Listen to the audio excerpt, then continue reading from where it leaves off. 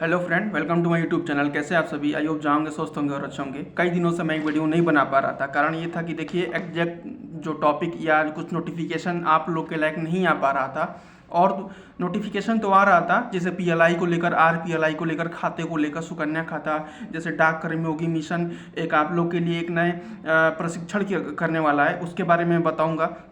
लेकिन जो हमारे भाई बहन जो ग्रामीण डाक सेवकों के लिए जो वेट करते हैं कि शायद कुछ हो जाए, उनके लिए कुछ नया अपडेट आ जाया है जो मैं आप लोग के साथ शेयर करने वाला हूँ। नई वीडियो बनाने के मेरे प्रॉपर मैं ये नहीं सोचता हूँ कि किसी भी टॉपिक पे उठा के आप लोग को बता दूँ, क्योंकि आप लोग को भी पता रहता है कि हमें क्या चीज़ नीड है। वैसे तो छोटी छोटी चीज़ें आप लोग को भी ऐसे पता चल जाते होगा। देखिए एक नया नोटिस जारी हुआ है राष्ट्रीय डाक संगठन के महासंघ द्वारा।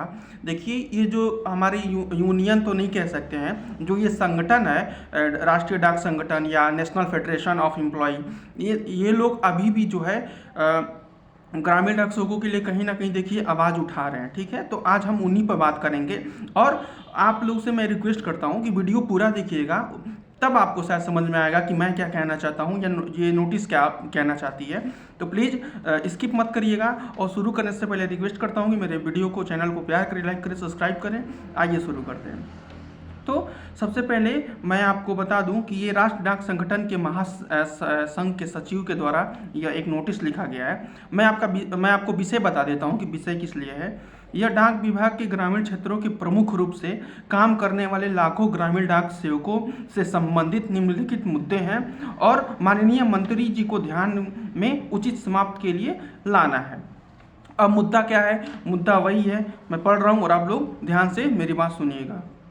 इस समय मेरा फेडरेशन भारत सरकार और भारत डाक के अधिकारियों को हड़ताल 12/23 से 15/12/23 तक भाग लेने वाले डाक कर्मचारियों के अधिकारियों ने ग्रामीण डाक सेवक के 3 साल से कम काम करने वाले एम्प्लॉय को बर्खास्त कर दिया है। मुद्दे को समाप्त करने के लिए ईमानदारी से धन्यवाद देता हूं और जीडीएस अधिकारियों को जीडीएस के अतिरिक्त के लिए उनकी सेवाएं वापस लाने की मांग करता हूं। देखिए जो 12 दिसंबर को स्ट्राइक हुआ था, अभी तक उन बच्चों का ज्वाइनिंग लेटर नहीं हो पाया। देखिए जनवरी फरवरी चल रहा है, 2 महीने में लगभग हजारों बच्चे टर्मिनेट कर दिए गए हैं, बर्खास्त कर दिए गए हैं।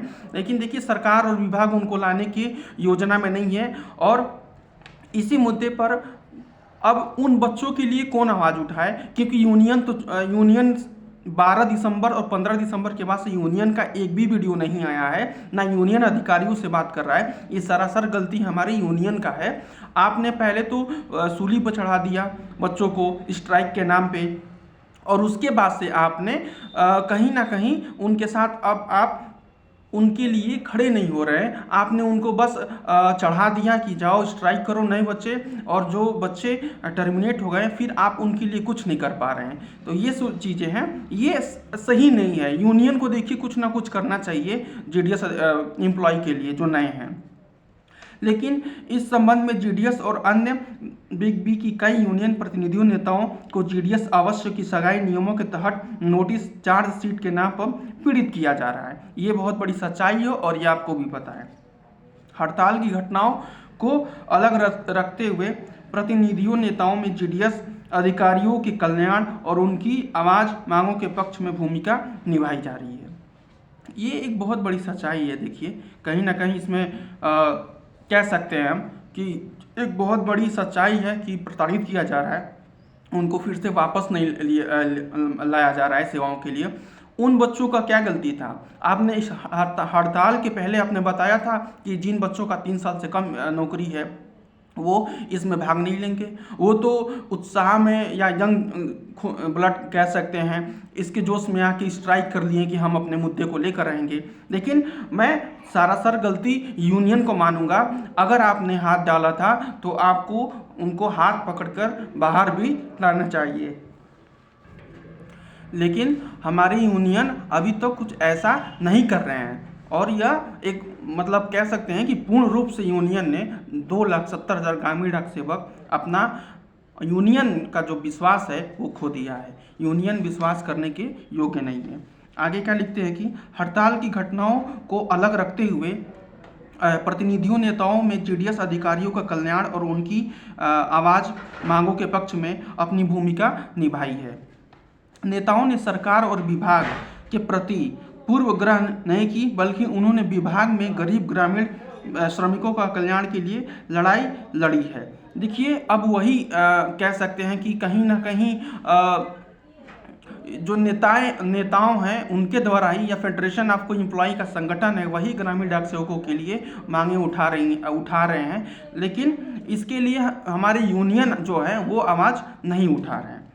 इस संबंध में अनुरोध करता हूं कि इस मुद्दे पर हस्तक्षेप करें और सभी यूनियन नेताओं का डाक विभाग द्वारा लाए गए सभी नोटिस आरोपों के वापस ले जाने के लिए कार्रवाई करने के लिए माननीय संचार मंत्री से बात करें। और यह भी अनुरोध किया गया है कि गरीब ग्रामीण डाक कर्मचारियों का कल्याण को ध्यान में रखते हुए सभी हड़ताल की मांगों को हल किया जाए जो डाक विभाग की रीढ़ है और केवल ग्रामीण, गांव और केंद्र में सरकार के प्रतिनिधित्व हैं।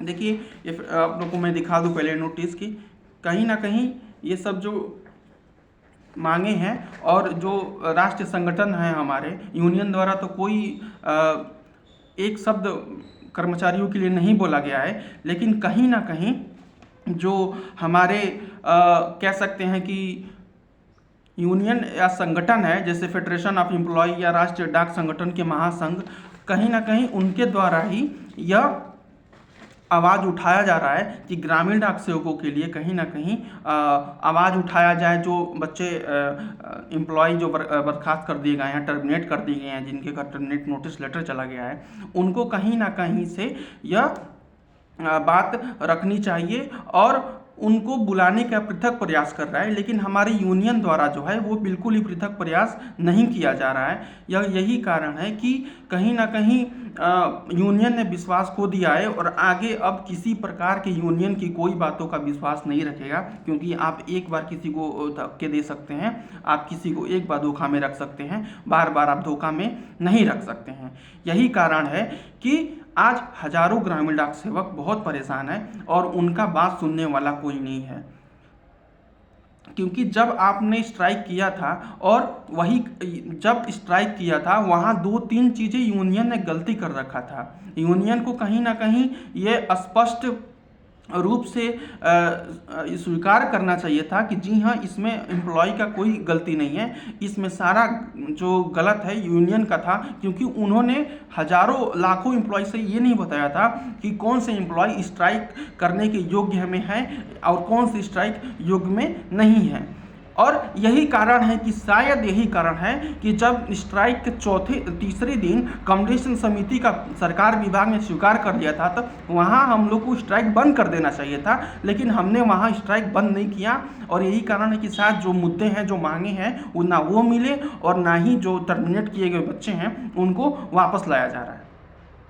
यह एक बहुत बड़ा फैक्ट है और कहीं ना कहीं इस मुद्दे को लेकर अब यूनियन के द्वारा आप देख सकते हैं कि 12 दिसंबर के बाद से आप एसएस महादेवा का एक वीडियो उठा कर देखिए जो ग्रामीण डाक सेवक के हित में बात किया हो, या ग्रामीण डाक सेवकों के लिए किसी उच्च अधिकारियों की लेवल की मीटिंग कराई हो कि सर हमसे गलती हो गई, हमारे बच्चे को समझ नहीं थी, हमारी गलती थी कि हम अपने जो 3 साल के कम एम्प्लॉय हैं उनको बताया नहीं और इनको एक मौका दिया जाए। अगर शायद ये इतनी बात कह दें तो भारतीय ग्रामीण डाक सेवक को जो टर्मिनेट हुए बच्चे हैं वो वापस आ जाएंगे, लेकिन ऐसा कुछ नहीं हुआ। तो ये था आज का मेन टॉपिक। और कहीं ना कहीं देखिए, आगे से आप लोग गलती मत करिएगा स्ट्राइक्स को लेकर। अगर आप अपने जोखिम में नहीं, अपने फैमिली और आपके साथ आपकी फैमिली भी जोखिम पड़ेगी। और मुद्दा कोई भी यूट्यूब चैनल अगर बोले कि 12, 24, 36 लागू हो गया है या 8 घंटे ड्यूटी अलाउंस या कुछ नहीं हुआ है, केवल फेक वीडियो बनाया जा रहा है। और जो ट्रू इन्फॉर्मेशन है आप उस पर ध्यान दीजिए और मिलते हैं नेक्स्ट वीडियो में। तब तक के लिए धन्यवाद।